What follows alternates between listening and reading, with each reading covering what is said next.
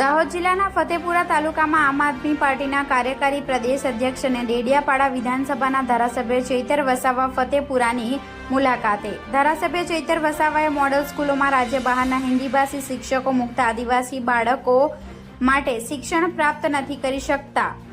શિક્ષણોની ભાષા સમજવામાં તકલીફ પડી રહી છે. વિશેષમાં ધારાસભ્ય ચૈતર વસાવાએ જણાવ્યું કે ટ્રાયબલ વિસ્તારની સરકારી શાળાઓમાં પૂરતા શિક્ષકો પણ નથી. તેમજ દાહોદ જિલ્લો સમગ્ર રાજ્યમાં ભ્રષ્ટાચારનું એપીસેન્ટર બની ગયું છે, જેમાં નકલી કચેરીઓ, નકલી અધિકારીઓ બની મસમોટા ભ્રષ્ટાચાર આચરવામાં આવી રહ્યા છે.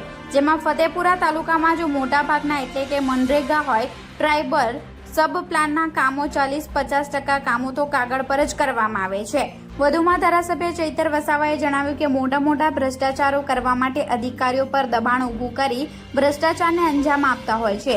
30 વર્ષથી જશવંતસિંહ ભાભોર સાંસદ તરીકે ચૂંટાઈને આવે છે તો પણ સિંચાઈનું પાણી ખેડૂતોને મળ્યું નથી. તેમજ ભાજપ સરકાર પર આકરા પ્રહાર કર્યા હતા. રિપોર્ટર મગન દામોર, ગુજરાત ક્રાઇમ ન્યૂઝ, ફતેપુરા.